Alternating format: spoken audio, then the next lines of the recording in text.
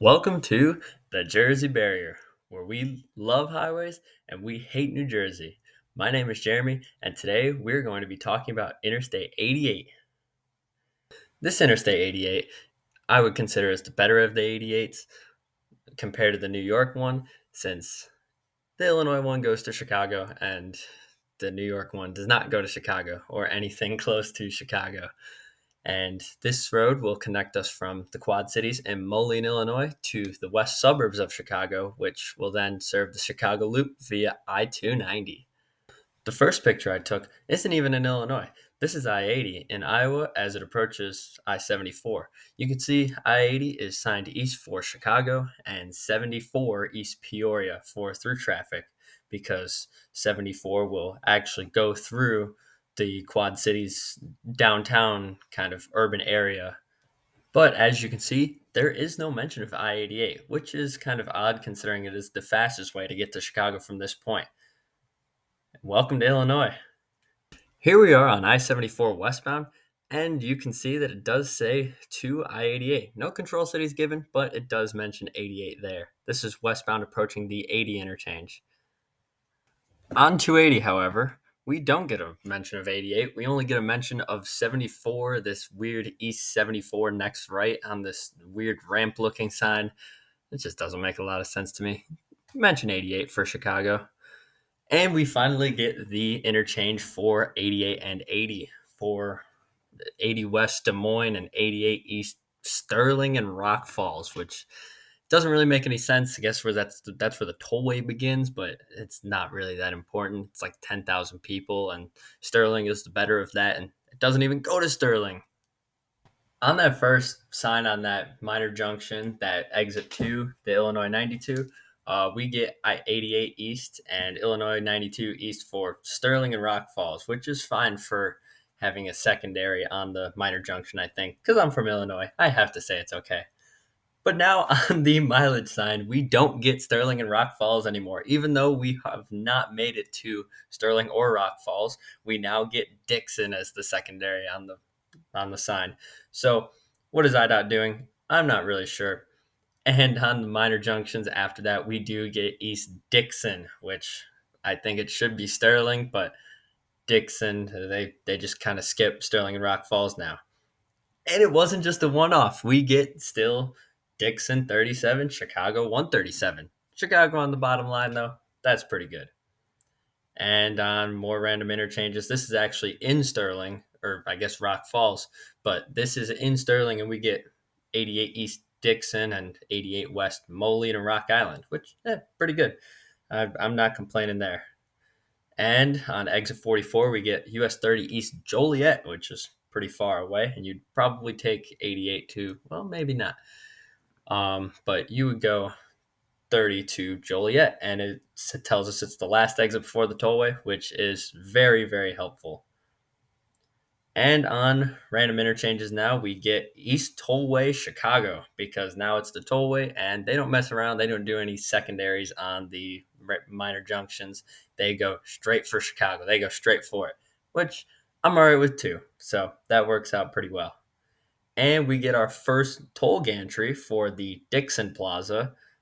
They all kind of just look this way. There's the open road tolling. They shut down the cash option pretty recently.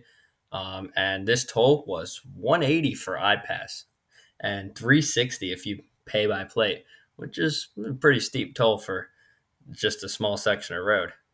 And just to show that that last one was not a one-off, we do get minor junctions for Chicago. And on the mileage signs, we get Rochelle now after Dixon, Rochelle for 23 miles, and Chicago for 101. Rochelle, a good secondary there, so that is pretty good. And as we approach 39, we get 39 North Rockford, 88 Moline Rock Island, and East Chicago, the way it should be. And going forward past Rochelle, we now get 14 miles to DeKalb and 76 for Chicago. They could definitely put 3 lines on the sign, but they don't, but they should. They should at least include Aurora or Naperville or something as the secondary. It just makes it a lot better. And those are pretty big suburbs too, so it would make a lot of sense. And we get another toll plaza, the DeKalb Plaza, the be the same thing. And it's another 180 or 360. So, man, it's gonna set you back a few bucks to go on the Illinois Tollway here. And the next exit we get is Peace Road, and I've always thought this is kind of funny driving down this road every time because it's exit 94 for Peace Road and exit 109 in 16 miles, which 16 from 94 would be exit 110. So I don't know how the Illinois Tollway is doing a little bit of math here. They should probably stick with building roads because they're not very good at math. And this is Illinois 56 just defaulting onto 88. And there is no mention of 88 on 56. This is where 88 was originally supposed to go, but 56 kind of just defaults and there's no other direction you can go on 56. But we get this nice little speed limit 65, and then in the back behind there we get buses speed limit 65 because I guess they're not the same speed limit even though they are. And then truck speed limit 60 behind even that. So it doesn't make a whole lot of sense. And we get 31 and 56 east. The east is for 56. 31 is both directions on this exit. And we are in Aurora now, and this would take you to Aurora, but there is no mention of Aurora on this sign. However, we do get a mention of Aurora on those signs that tell you what towns they go to. We got Aurora, Batavia, Geneva, and North Aurora. It's just a whole laundry list of cities on there, and you'll get to see that on various exits throughout the Aurora area. Then we get another toll plaza. We get the Aurora Toll Plaza. And this is another one that was going to set us back only 75 cents this time. $1.50 for online, which is not too bad this time. And when we're in Aurora and in the kind of greater Chicago suburbs now, we get East Chicago as it should be. And as we reach 355, we get 88 East Chicago, 355 Northwest suburbs, and 355 south of Joliet. 355 north should probably be Schaumburg or something like that, but Northwest suburbs, I think it's the only road anywhere that to just have suburbs, just the word suburbs on a sign. So it's kind of cool. So I went ahead and I skipped the next toll plaza, the Myers Road toll plaza, I think it is. And that one's also 75, $1.50. So driving this road each way is going to set you back $5.10 or 10.20 if you are not paying with iPass or EasyPass. And now we make it to the Hillside Strangler where we have 290 Chicago and Rockford, 294 O'Hare, Milwaukee, 294 south for Indiana. Surprised there's not more states on there, but we do have 88 ending here, which will be shown by this 88 end sign, begin 290 on this little wooden post. And we see that we default right into the left lane of 290. And let's take 290 into the city because I think we kind of have to. So we will see the skyline from quite a distance. We're at Cicero Avenue here, or just a little bit west of it. And we see the most beautiful skyline in the country, in my opinion. Better than New York, better than any other skyline you could think of. So, Chicago skyline, pretty much the best. And you get the best view of the skyline on 290. I mean, look at that. It's just beautiful. You got the CTA, the L on the median here, and you have that cool little almost like arch bridge because it's curved up and around the highway. And then when we get into the city, we get towards the loop. We get Expressway ends Ida B. Wells Drive. This used to be Congress Parkway, but now it's Ida B. Wells. 9094 West Wisconsin, East Indiana, and Taylor Street as our exits. And we will enter the loop, and you can see the Willis Tower right there, or it should be the Sears Tower. Still call it the Sears Tower, but technically the Willis Tower now. And we go under the old post office, which is kind of cool. We actually kind of go through the building, which is pretty sick when you're just on the highway and you go through a building. Pretty nice. And we end at Buckingham Fountain on Ida B. Wells Drive at Columbus Drive. And this will take us to the lakefront, and we will turn around and go westbound. And as you can see, we get a little 2 I-290 west and no Control City because we're on Ida B. Wells Drive still. And then we get 290 West Aurora, which uses 88's control city of Aurora and 9094 Wisconsin, Indiana. And as we get to the Hillside Strangler again, we get 88 West Aurora and Indiana, Rockford, Milwaukee. All those are fine. And yeah, we get 88 West Aurora now. I actually think it should be Naperville. It's not quite as big, but I think it is more well known than Aurora. And if I told somebody from out of state to point out Naperville on a map, they probably might be able to because Naperville's a pretty large place and pretty well known. And on our pull through, we do have a giant arrow per lane guide for 88 West Aurora, and it's a toll road. Yippee. And at the 355 interchange again, we get 355 South Joliet and 355 Northwest Suburbs and 53 3 miles away. No pull through.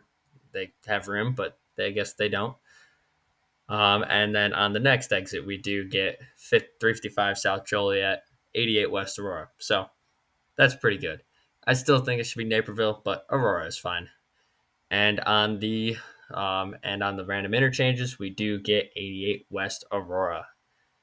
And then after passing Aurora, we get that West 56 for Sugar Grove, which is pretty good, and 88 West DeKalb, which I don't think it should be DeKalb. It's a suburb or kind of a exurb a little bit, and it is much. It has NIU, which is, I mean, it's a university, but I would not argue that makes it control city worthy. I would say that it should be Moline, Rock Island, or in my opinion, just Moline. And they're not kidding. On the random interchanges, we do get 88 West DeKalb, and we get DeKalb and Rochelle as our bottom line because there's nothing past Rochelle. We get 34 miles, even though we're at, I think, mile marker 110 or something like that. And I mean, once we get to DeKalb, we get West Tollway, Moline, Rock Island, which is pretty good. I think it probably should just be Moline, but Rock Island is fine on there too. And then we get Rochelle and Rock Falls, which, like I said before, Rock Falls is the smaller of the two. If anything, it should be Sterling, but it should be Moline, Rock Island on the bottom line, especially if that's your control city on your interchanges. And at 39, we don't get any pull throughs. We get Bloomington Normal, Rockford. That's fine, but we don't get a pull through. But on 39, we do get 88 Moline, Rock Island. And at the next exit, we do get Moline, Rock Island. And here's something funny. We get exit 76, and exit 54 is in 25 miles. Now, here's another one of those Illinois tollway math things again, because if you're doing the math here, 76 and 54, it's only 22 miles, but I guess they kind of decided that they should do 25 because it's a nice round number, I guess.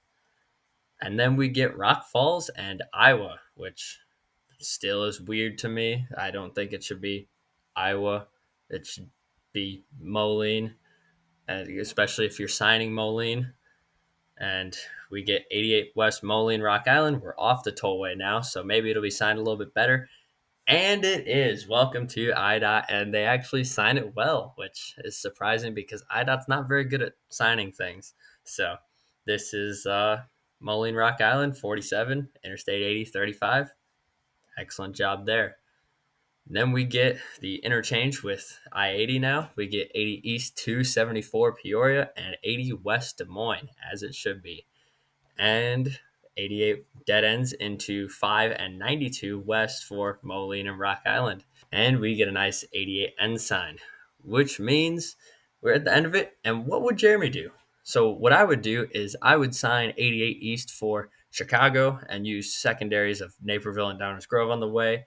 And while Naperville's a secondary, I would put Sterling, Dixon, and Rochelle on the top lines. And DeKalb too, you want to throw it in there, go ahead. I don't really care too much, but that's the way it should be. For westbound, we have Naperville, which I think Downers Grove could be a secondary on the way there. But I think it should be Naperville. And then after Naperville, sign it for Aurora.